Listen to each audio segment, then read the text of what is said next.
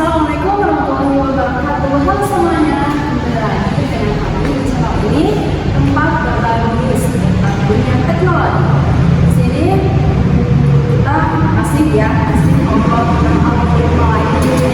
Nanti kita juga tentang algoritma dan channel, algoritma ekstra, algoritma banyak lagi kan. Nah, sekarang kita mau membahas algoritma dinamis.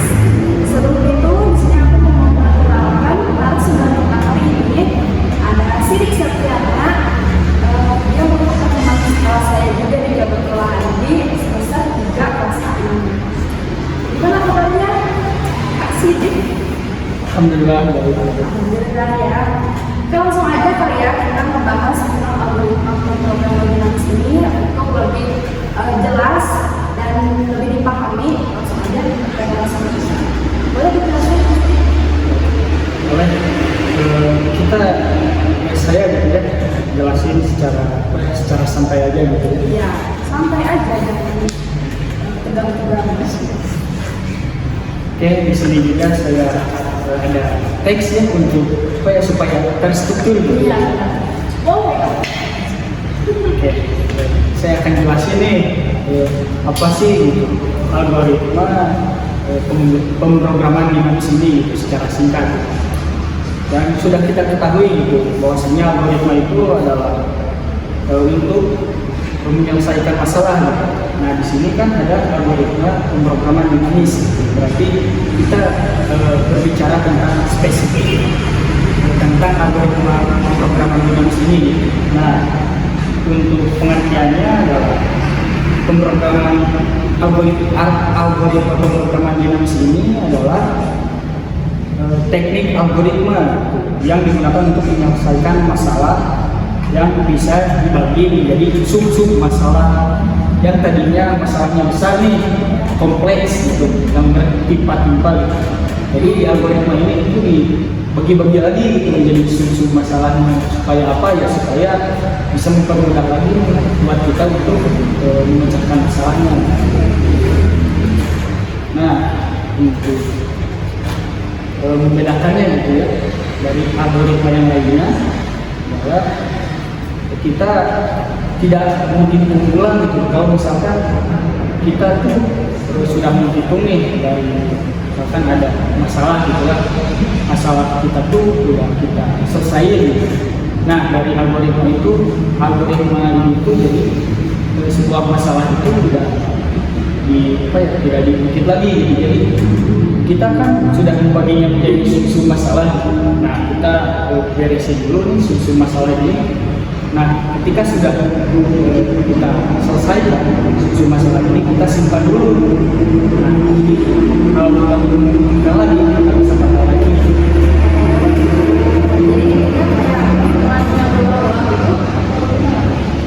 Ya, betul. Jadi sub masalah itu bagian-bagian kecil dari masalah yang bisa diselesaikan secara terpisah. Terus sub masalah ini juga memiliki struktur yang serupa dengan masalah tersebut, tapi lebih sederhana. Jadi untuk menyelesaikannya itu kita tidak jadi tadinya masalah itu sangat kompleks gitu ya, dengan algoritma ini masalah itu bisa menjadi bagi lagi gitu, supaya lebih sederhana lah gitu, jadi mudah untuk menyelesaikannya gitu. Ini buat penonton mungkin kurang jelas ya, maksudnya dari materi kan pusing gitu ya, susah memahaminya. Terus kita mau spesifikasinya deh Kak, contoh di kehidupan sehari-hari gitu, ada bagian lebih paham. Biasanya kalau dari kehidupan misalnya itu lebih gampang kan memahaminya, ada nggak? Ada sih. Kalau teman-teman tahu ini tahu apa sih masalah Fibonacci gitu. Jadi Fibonacci ini adalah perhitungan lah gitu.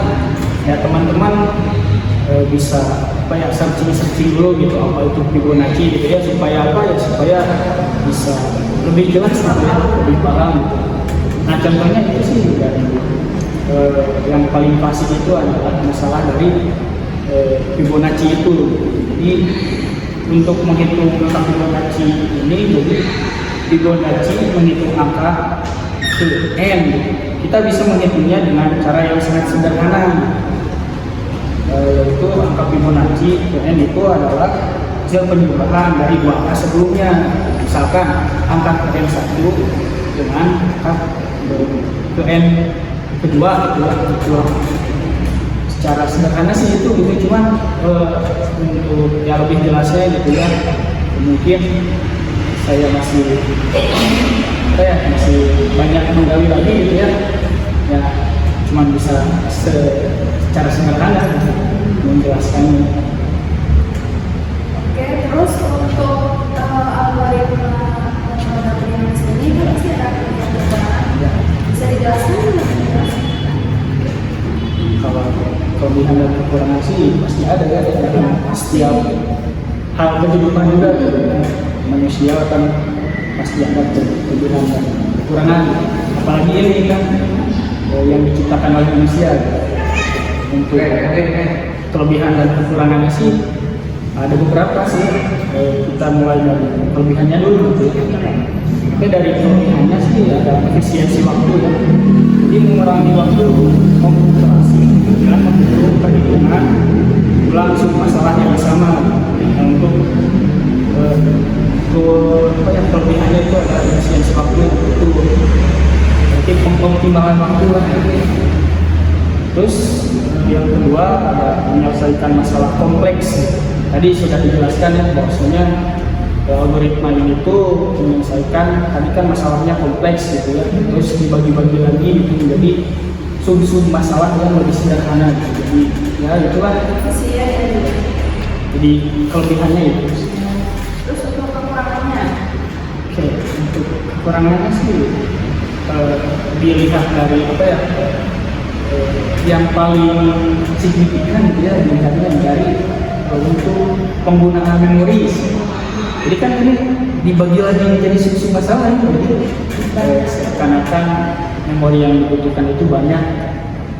Ya itu sih yang lebih menonjolnya. Terus ada yang namanya kan algoritma ini tidak semuanya cocok menggunakan.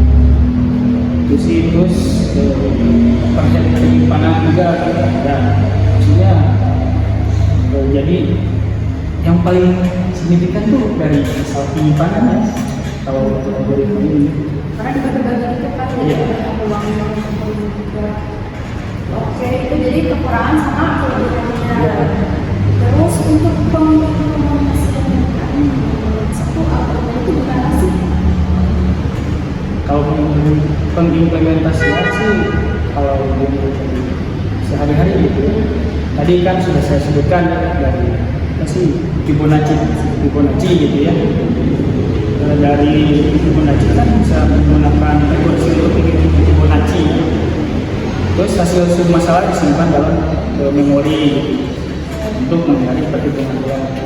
Kalau contohnya sih nanti untuk editor ya, kalau ambilin aja gitu ya. Sisa disebutin Ya, karena sisa disebutin.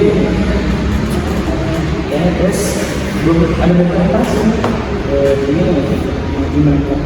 implementasiannya. Terus ada message problem. Jadi menggunakan tabel DP7 untuk menghitung nilai maksimum yang dapat dimasukkan ke dalam message dengan kapasitas tertentu. Terus iterasi dari masalah kecil hingga masalah utama. Sama sih ini juga kalau misalkan berbicara contoh sih ada beberapa apa ya, kata-kata yang mungkin saya sebutkan jadi pusing gitu ya, udah mah apa ya penjelasan ini agak rumit gitu ya, takutnya lebih pusing gitu. Nanti ambilin aja ya contohnya ya. Terus sih untuk implementasiannya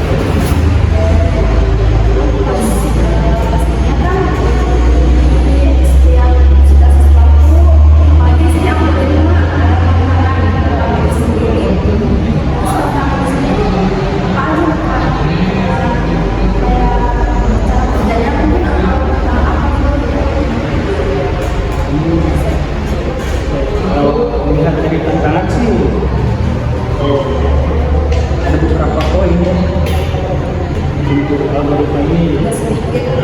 ya lumayan banyak lah. Ya saya akan coba sih memakainya gitu ya. Ya mudah-mudahan teman-teman di rumah atau di mana saja gitu ya menonton video ini bisa mengerti lah gitu ya. Kalau anak-anak sendiri sih yang satu adalah menemukan sub masalah yang tumpang tindih. Tadi kan sudah dijelaskan bahwasanya algoritma ini menyelesaikan masalah yang kompleks gitu, terus bagi-baginya gitu menjadi sub masalah. Nah tantangannya itu yang menjadi tantangan adalah yang menemukan sub masalah yang tumpang tindihnya itu gitu. Jadi gimana sih membagi sub masalahnya itu? Nah itu tantangan untuk apa ya menjalankan algoritma itu atau ya inilah gitu. Terus tantangan yang kedua adalah penyimpanan dan struktur datanya, menulis struktur data yang sesuai untuk menyimpan hasil sub masalah yang itu bisa rumit lah gitu karena banyak. Terus untuk yang selanjutnya ada penggunaan memori yang tinggi gitu ya, yang tadi dibicarakan dari pemahaman algoritma ini. Terus meningkatkan kasus dasar dan transisi. Ini juga bisa menjadi tantangan gitu ya untuk apa ya saya gitu ya, terutama saya sih ya, menjadi suatu apa ya suatu masalah tantangan sih yang bisa saya apa ya temukan gitu implementasi algoritma ini. Terus yang selanjutnya mencapai solusi optimal gitu. Jadi menjamin solusi optimal untuk masalah yang kompleks kadang sulit, terutama dalam mencari solusi yang efisien. Itu sih yang menjadi tantangan. Jadi apapun apa ya algoritma itu ada apa ya kelebihan dan kekurangan gitu ya. pasti menimbulkan tantangan yang lebih baik. Terus masih ada Ya. ini sih terakhir ya dari kompleksitas waktu.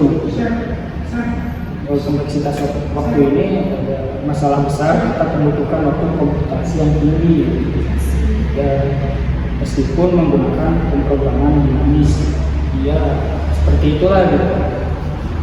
Dari banyaknya sub masalah itu jadi kompleksitas waktunya itu ya lebih membutuhkan waktu yang lebih lama gitu.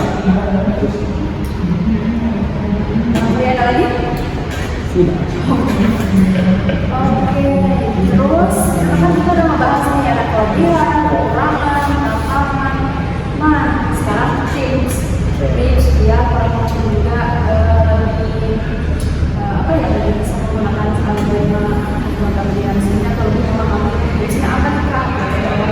Sharing. ada beberapa tips ya yang saya bagikan itu yang mudah-mudahan ini bisa diterapkan oleh teman-teman. Oke, yang pertama yang pastinya adalah identifikasi isu masalah. Sebelum menggunakan program dinamis ini, pastikan bahwa masalah yang sedang dibicarakan dapat dibagi menjadi sub-masalah yang lebih kecil dan lebih sederhana. Jadi kita coba jadi identifikasi dulu apakah masalah ini bisa dijadikan sub masalah yang lain apakah tidak. Terus yang kedua adalah mencari overlapping sub problem. Jadi pemrograman dinamis efektif ketika ada overlapping sub problem atau sub masalah yang muncul berulang kali. Terus jika sub masalah sering muncul, simpan hasilnya untuk digunakan kembali. Ini adalah inti dari memoization atau tabulation dalam pemrograman dinamis ya. Terus untuk tips yang ketiga menyusun penyelesaian secara bottom up atau top down. Kalau tadi kan sudah sebutkan ya, ada bahasa tadi memoization dan tabulation gitu ya. Oke, itu memoization atau top down menggunakan rekursi dan menyimpan hasil submasalah yang sudah dihitung ke dalam tabel untuk mencegah perhitungan ulang. Ini sering digunakan ketika masalah lebih mudah dipecahkan secara rekursif. Ini biasanya ya masalah yang agak agak cepat diselesaikan lah, boleh digunakan lah. Terus ada yang namanya tabulation atau bottom up.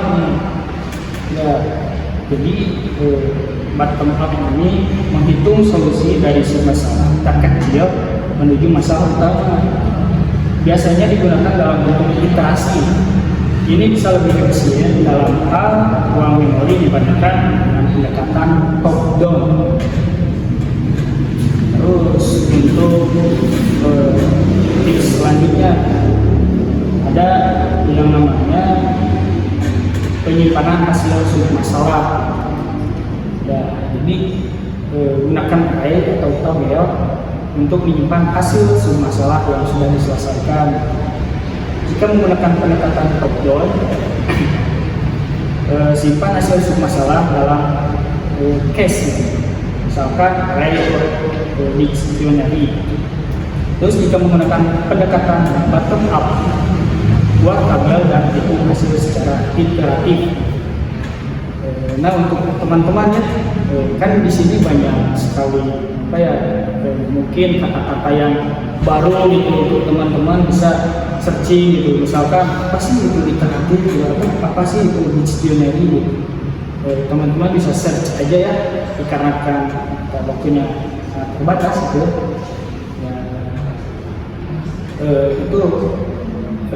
Jadi teman-teman sih gitu, ya, cari gitu ya, mohon maaf. Kita lanjut untuk tips yang selanjutnya. Fokus pada keputusan yang optimal. Jadi dalam banyak kasus, asal pemrograman dinamis melibatkan memilih keputusan yang optimal untuk setiap submasalah. Jadi pilih keputusan terbaik pada setiap langkah berdasarkan hasil sebelumnya. Misalkan dalam masalah set, keputusan untuk memasukkan item ke dalam tas atau tidak diambil berdasarkan solusi optimal untuk kapasitas tas yang lebih kecil. Oke, terus tips selanjutnya ada gunakan struktur data yang tepat. Struktur datanya juga harus tepat, jadi jangan tidak struktur, jadi harus start struktur ya, apa juga harus start struktur ya, biar hasilnya juga bagus. Terus ada langsung kita bisa mulai dengan kasus dasar. Oke, terus tips selanjutnya perhatikan kompleksitas waktu dan ruang. Nah, salah satu utama dari pemrograman dinamis adalah mengurangi kompleksitas waktu dengan dan menghindari perhitungan ulang. Namun ini seringkali meningkatkan penggunaan memori. Ya, ini sih berbicara soal memori ya, sangat berdampak sih untuk penyimpangan gitu. Terus untuk tips yang selanjutnya ya, jadi masalah yang bisa diselesaikan dengan pemrograman dinamis. Jadi kita bicara soal contoh, dicontohkan masalah tadi set ya. Jadi temukan item mana yang harus dipilih agar nilai totalnya maksimal tanpa melebihi kapasitas tasnya.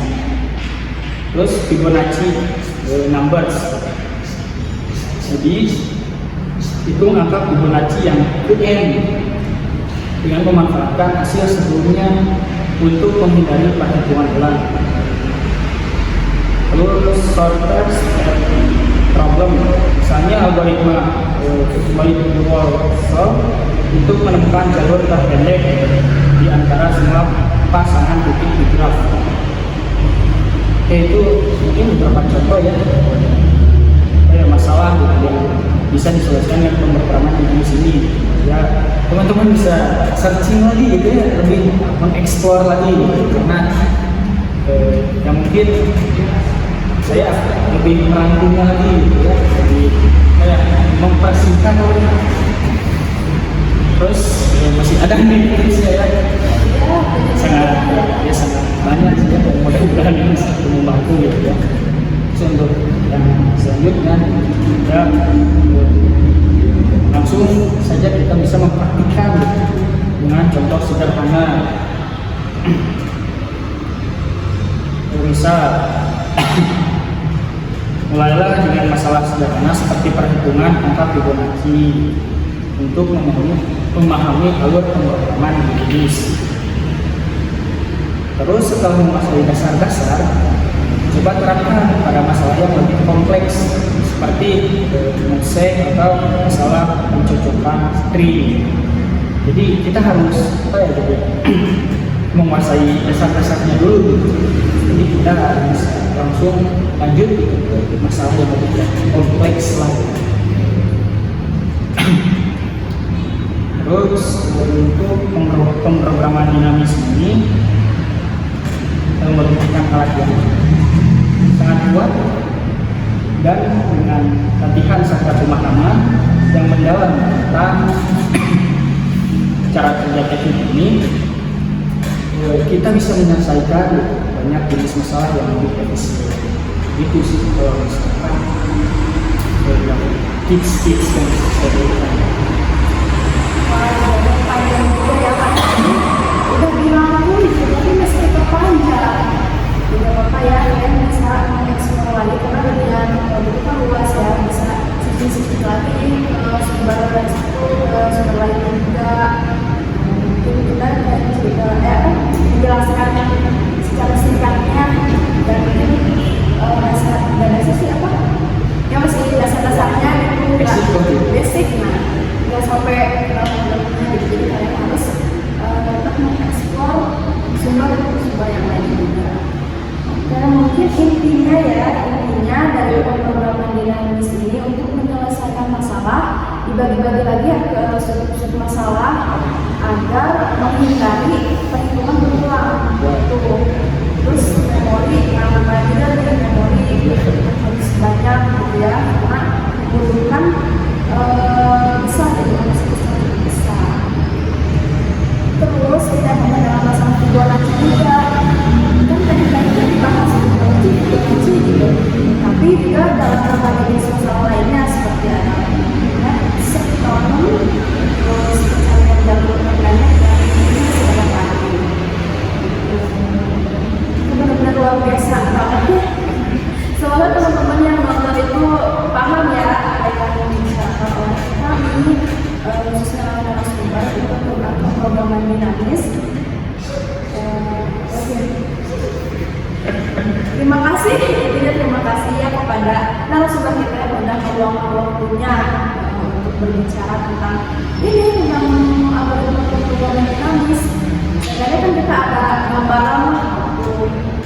Sama-sama sih. Saya juga senang gitu ya bisa membahas ini gitu, membagikan pengetahuan gitu, sedikit saya miliki itu kepada teman-teman yang mungkin tertarik dengan algoritma pemrograman dinamis ini. Oke, terima kasih sama kalian juga yang sudah menonton sampai akhir, dari awal sampai akhir, yang cukup membuang ya, memanfaatkan waktu gitu, memanfaatkan waktu beberapa menit ini untuk mendengarkan pembicaraan kami. Dan jangan lupa kalau kalian merasa bermanfaat nih kontennya, like dan subscribe.